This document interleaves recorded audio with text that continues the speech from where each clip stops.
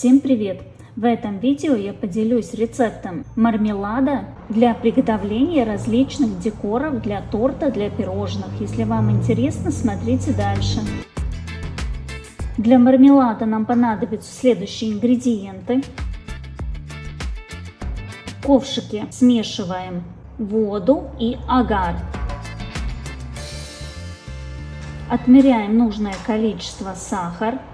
Ставим ковшик на плиту и примерно грею где-то 1 минуту. И добавляю сахар. Помешиваю и варю примерно 4 минуты. Для этого мармелада обычно советуется прогреть смесь более долгое время, чтобы мармелад быстрее становился стеклянный. Я этот мармелад использую часто и готовлю с разными способами. И отличие приготовления такое, что если греть долгое время, то мармелад быстрее засахарится и станет стеклянный. Если мы просто доводим до кипения и кипятим максимум 30 секунд, то мармелад дольше останется желейный, и только постепенно потом будет образоваться сахарная корочка. Но в любом случае этот мармелад станет стеклянный, только зависит, насколько быстро. Если хотим готовить разного цвета, разных форм мармелад, то делим на части, окрашиваем в нужные цвета и наливаем по формочкам. Чтобы мармелад не застывал, я одну часть окрашиваю, а остальную часть в ковшике оставляю на плите, которая у меня не греет, но в то же время она держит температуру, чтобы мармелад оставался более-менее горячий, не ниже 40 градусов. Мармелад очень быстро схватывается. Чтобы его было удобно достать из формочки, я его буквально на минутку, смотря какая формочка, минутка, 5 минут ставлю в морозилку. Тогда очень быстро можно готовить различные формы, различных видов. Можно использовать даже самые мелкие формочки. Очень хорошо все заполняется и потом очень удобно извлекается из любой формочки. Время застывания мармелада зависит от формы, насколько она глубокая, насколько толстый слой мармелада. Если к мармеладу добавить просто какой-нибудь краситель, лучше всего это должен быть водорастворимый, тогда удобнее всего растворять. Но если у вас жирорастворимый или любой другой порошковый краситель, то отдельно мы смешиваем немного красителя с водкой и потом добавляем к мармеладу, чтобы не образовались крупинки сухого красителя. Если мармелад окрашивать просто, к примеру, желтым, красным гелевым красителем, он будет оставаться прозрачный. Если нам надо, чтобы он был непрозрачный, то обязательно добавляем белый краситель. Можно наливать мармелад в форму и потом добавлять краситель и создавать эффект мрамора. Перемешивать разные цвета и будет такой мраморный мармелад. Но медлить нельзя, так как мармелад очень быстро стабилизируется. Поэтому все подготавливаем, красители подготавливаем, спашки. Вот все мелочи сразу, чтобы было под рукой, чтобы успели окрасить мармелад, прежде чем он схватится.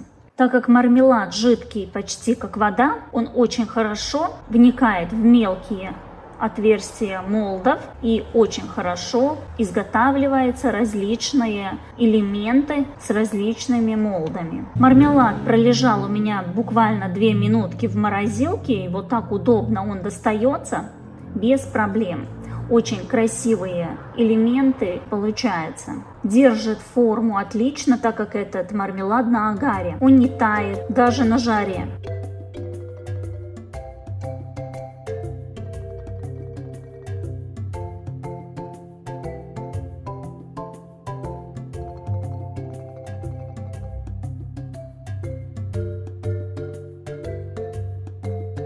Наливаю опять в тарелочку немного мармелада, окрашиваю в другой цвет.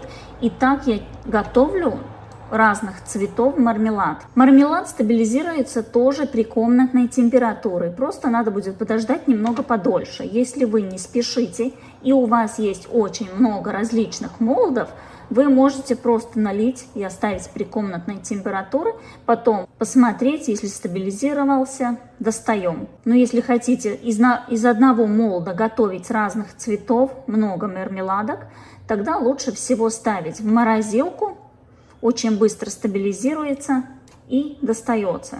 Та часть мармелада, которая у нас остается на поверхности молда, она остается липкая. А та часть мармелада, которая внутри молда, она не липнет. Это удобно, если нам потом надо мармеладки прикладывать к торту, так как дно мармелада остается липким. Мне этот мармелад нравится.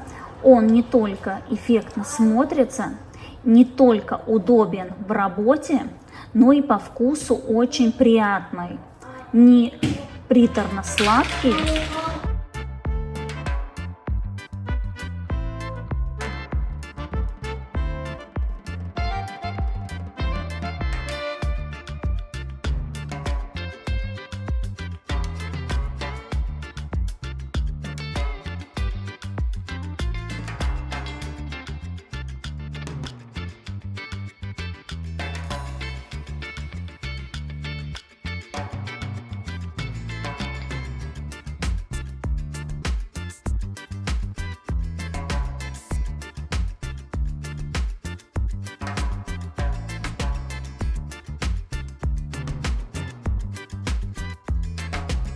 Этот торт я тоже буду экспериментировать с вафельной картинкой, которая покрыта гелем жидкое стекло. Я взяла толстую вафельную бумагу и покрыла этим гелем жидкое стекло. Она у меня полностью не просушенная, немного остается такая липкая. Сделала в длину так, чтобы окружность сразу была нужного диаметра. Картинку я крепила на кокосовую мастику. В следующем видео я немного еще расскажу про этот способ, именно про то, как картинку класть на какую поверхность. И уже в предыдущем видео я тоже рассказывала про сахарную, про вафельную картинку, которые покрыты гелем жидкое стекло. Как я сказала, картинка у меня не полностью просушенная, она совсем немного такая липкая. Мармеладки только приготовленные тоже не особо хотят держаться к такой поверхности. Если у нас торт будет из мастики или покрытый велюром, то такие мармеладки гораздо легче прикрепить.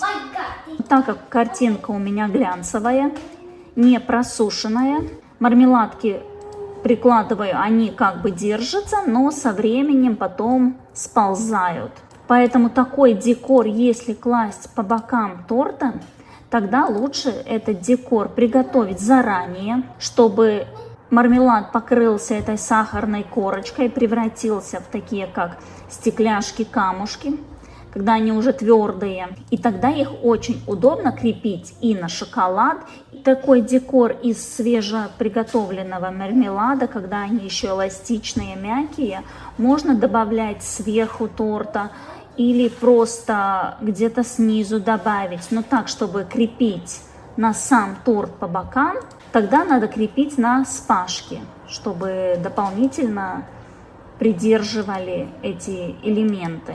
Гель жидкое стекло придает картинке такой оживленный вид и конкретно этому торту добавляет такой эффект, как бы картинка под водой. И, конечно, всякие вот такие элементы из этого мармелада дополнительно тоже красиво смотрятся, хоть не особо удобно хотят держаться к этой поверхности. Я добавила еще желатиновые эти шарики.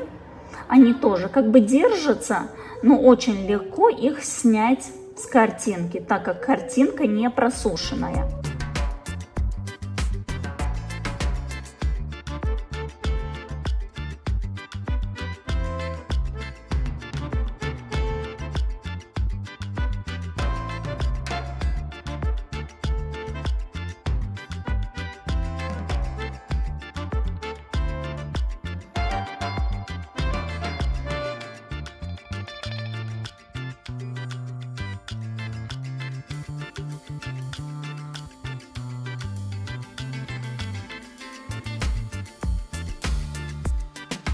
Из этого мармелада я готовила вот такие шарики и на торт ставила как кейк-попсы.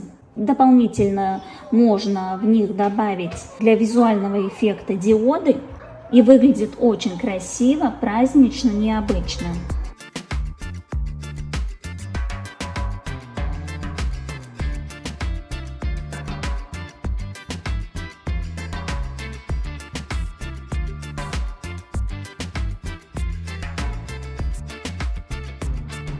Декор получается очень эффектный, красивый.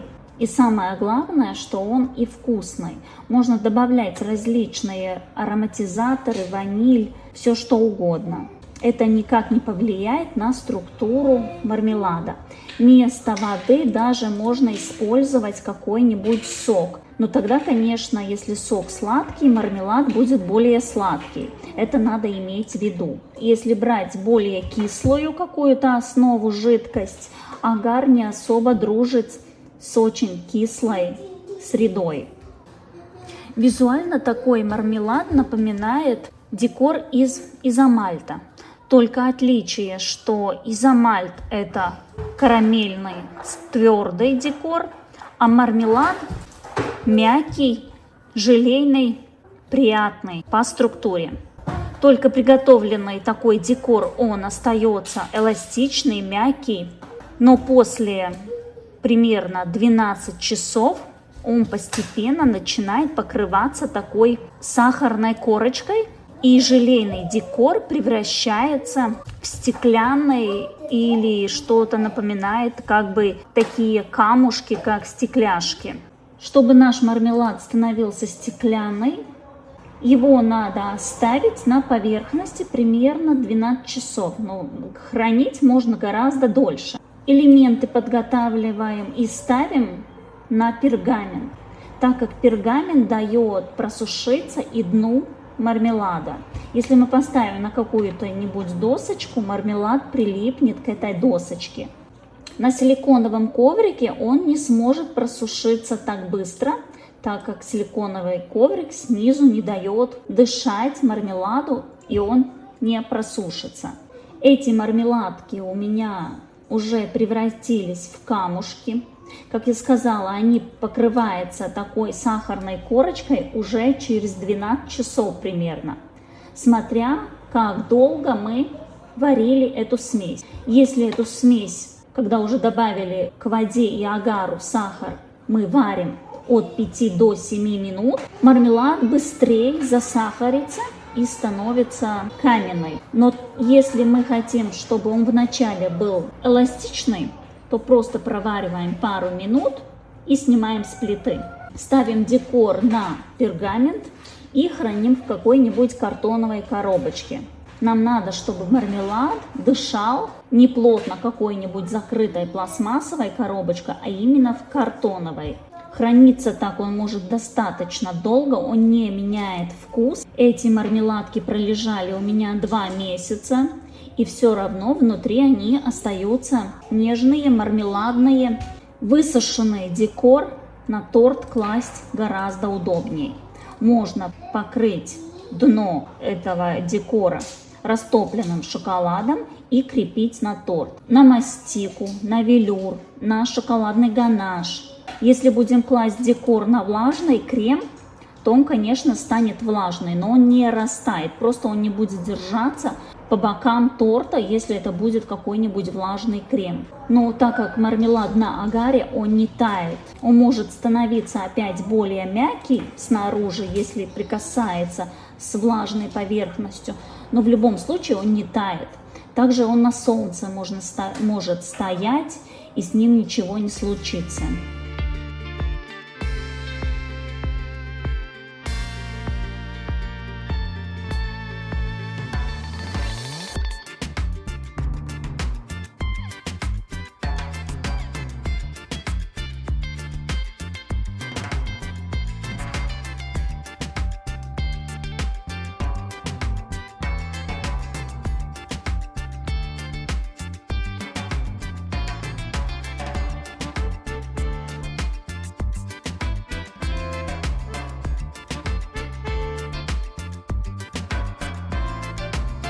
Как и любой торт с декором, чтобы его разрезать, декор лучше всего снять, чтобы не мешало при разрезе.